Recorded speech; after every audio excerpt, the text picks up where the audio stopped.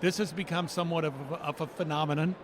People are really gravitating, resonating with the message of The Chosen. It really, in its simplest form, I guess you could say it is a telling of the greatest story ever told, but there's so much more to it than that, I am sure. So for someone that may not be familiar with The Chosen, let's start with that. Give me an idea of how you would describe this series. So the show is a multi-season show. That means more than one season. Thank you. About the life of Jesus Christ. But what we're doing is showcasing it through the perspective of those that he called. And so you're seeing their perspective of Jesus' story and his ministry and how he impacted the world, but through the eyes of the disciples and the people that interacted with them. So you are in your second season. We are.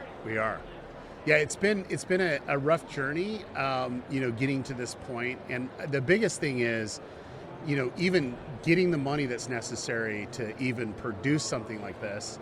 We didn't have Hollywood or something, but what we did is we reached out to the community, which didn't exist, shared with them Dallas's vision of getting it out to the world about sharing the greatest story ever told. And what happened next, Bob, is we broke the all-time crowdfunding record in film and television. We raised $10 million from 19,000 people who became our partners, and we were able to produce season 1 of the show. So basically, and let's focus on that for just a moment, because it's really something that is quite impressive. You basically have 19,000 investors in this overall process, and it's a concept called crowdfunding. Correct. So give me an idea about how it is that, and of course we recognize God's hand in all of this, but how is it that you really wanted to go in or saw that it was best done to go in that direction? So I think it needs to come back to how I found The Chosen. So I saw a short film that Dallas Jenkins made on the life of Jesus, the nativity, the birth of Jesus Christ. And it's through the perspective of the shepherd. And I'm like, if this guy only had a few $1,000s to produce this, and it affected me this much, there has to be more. And so luckily the person that was showing me the film wanted me to meet Dallas the next week. And Dallas shared with me his vision of what he wanted to create. And I'm like, well, if he could do that amazing work and touch me to the core on just a few dollars, what could he do if he had a real budget? And when we introduced the idea of crowdfunding, he laughed. He says, that doesn't work.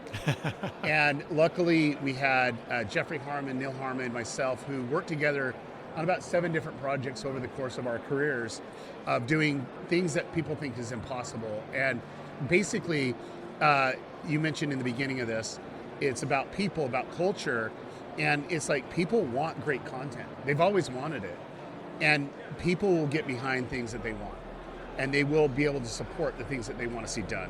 And all we need to do is get the message out. So that's where my skill set came in, helping Dallas navigate the social media world of getting enough content for him to share his message, which then in turn was able to raise the money that got us to season 1 at least. Well, something interesting, Derral, is that when you've been to national religious broadcasters a few times, as we have, and had the opportunity to talk with people, and you actually interface with them at this point on their ministry journey, and then you see the fruit of what they've done. Right. That's kind of, I had the conversation with Neil Harmon, I guess it was 2019 maybe, in Anaheim, and I think that The Chosen was either about to come out, because this was NRB in spring. Yeah, we were debuting The Chosen at NRB. Yeah, we were debuting the first and it was close episode. to Easter, so exactly. Timely, it's great, people are there. We actually, I took a picture of Dallas presenting on stage. There's only a handful of people in the audience. Like we're like, okay, this is going to be a problem, and we found that it was hard to get people to watch, but once they did, it touched them enough that they do what all humans do, is share what they care about. And so people started to share, and 2 became 4, 4 became 8, 8 became 16, and it just started to multiply until we're at here today.